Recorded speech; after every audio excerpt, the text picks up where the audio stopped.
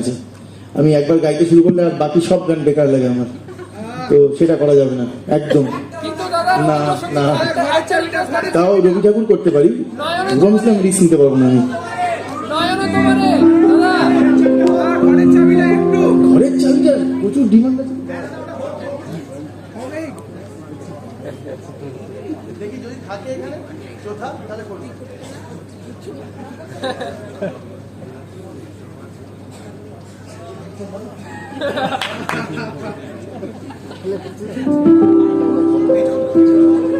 একটা কথা, এই গানটা গাইবার আগে একটা কথা যেটা আমার বলার ছিল সেটা একটু বলতে চাই।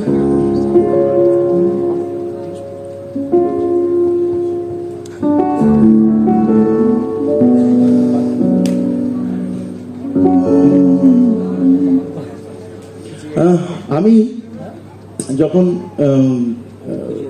আমি অবাক হলাম যে অবাক হলাম কেন সেটা পরে বলছি, আগে আমি যে ঘটনাটা বলতে চাই সেটা বলি। যখন রবীন্দ্র ভবন, আসানসোল রবীন্দ্র ভবনে প্রচুর আর্টিস্টরা অনুষ্ঠান করতে আসতেন, তখন আমি এবং আমাদের মতো যারা নতুন ছেলেমেয়ে, যারা একটা মঞ্চ ঘুরে বেড়াচ্ছি, সে পাড়ার কোথাও হোক বা রবীন্দ্র ভবন যেখানেই হোক, যেখানে আমাদের দুটো গান গাইতে দেবে, তখন বারবার মনে হতো তার সেই যে আর্টিস্টদেরকে নিয়ে আসা হয় বাইরে থেকে, মানে শহরের বাইরে থেকে যারা আসেন, গুণী শিল্পীরা আসেন, পারফর্ম করেন, তাদের অনুষ্ঠানের আগে বা পরে কখনোই আমরা আমাদেরকে খুঁজে পেতাম না, আমাদের মতো আর্টিস্টদের খুঁজে পেতাম না। তো এতে কি হয়েছে, অনেকটা সময় চলে গেছে আমাদের এটা বোঝাতে যে আমরা গান গাইতে পারি। নতুন নতুন যারা ছেলেমেয়েরা গান বাজনা করছে, তাদের সবাইকে ঘুরিয়ে ফিরে সেই কলকাতাতে ছুটতে হয়।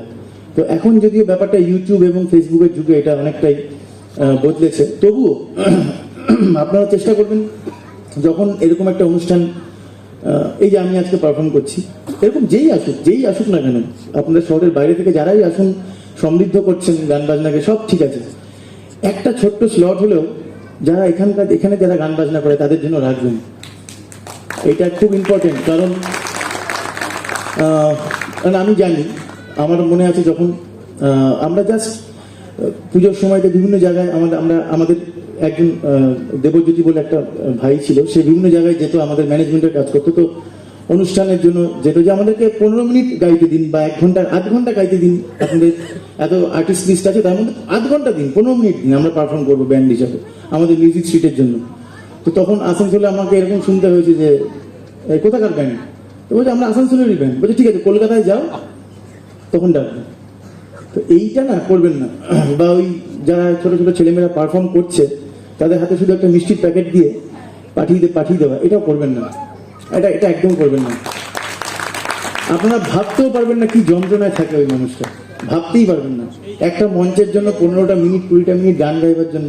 আপনারা দেখুন না, আপনাদের চারপাশে প্রচুর ভালো ভালো ছেলেমেয়েরা গান বাজনা করছে। আজকেই তো আমি দেখলাম কত ছেলেমেয়েরা গান বাজনা করছে। আপনারা নিজেদের পছন্দেই তাদেরকে, এই গেঁয়োযোগী ভিক পায় না, এই কথাটা না শুনতে খুব বোরিং লাগে, এটা খুব পুরনো কথা, এটাকে সফলতা দেবেন না এই কথাটাকে।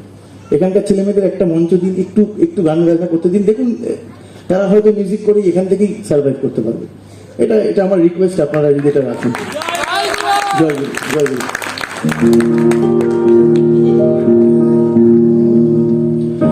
আপন ঘরে বোঝাই সোনা,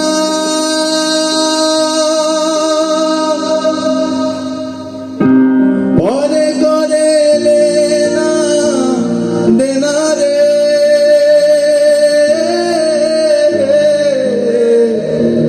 আপন ঘরে বোঝাই সোনা,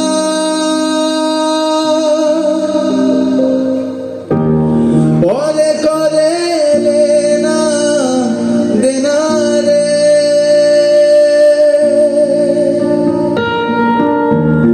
আমি হইলাম জনম কানা, আমি হইলাম জনম কানা,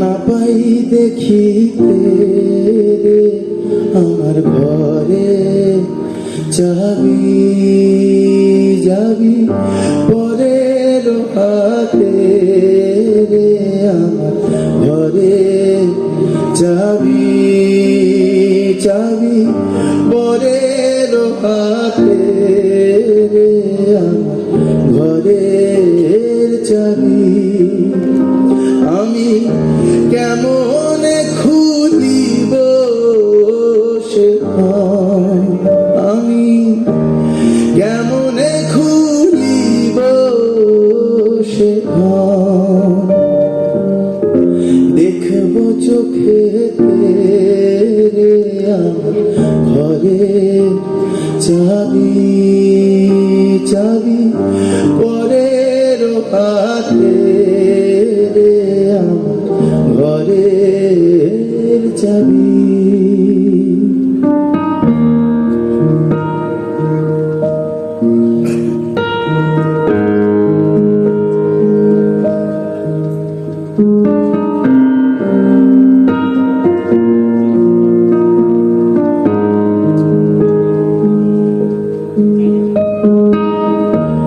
রাজি হইলে দারোয়ানি দ্বার খুলিয়া দিবেন তিনি রে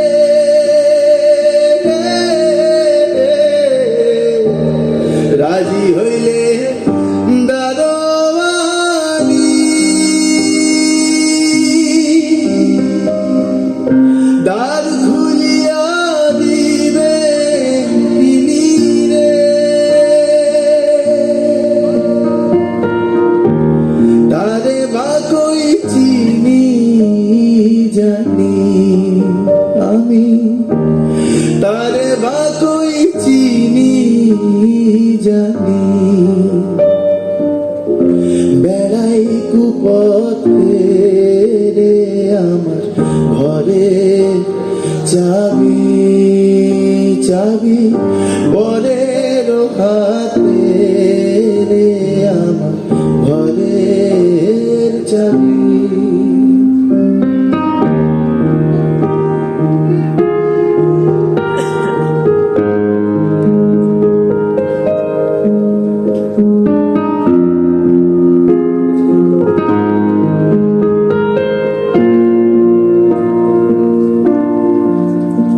এই মানুষেতে আছে রে মন যারে বলে মানুষ রতন মানুষেতে আছে রে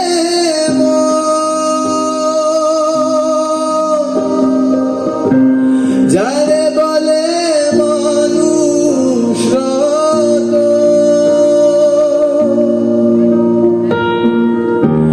লালন বলে পেও সে ঘর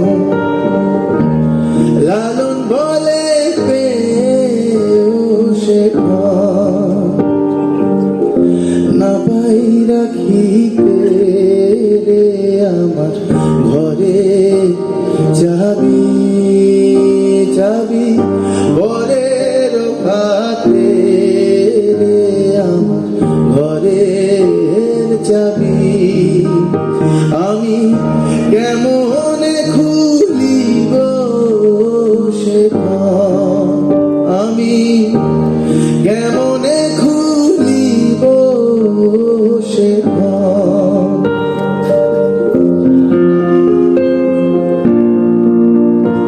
আমার ঘরে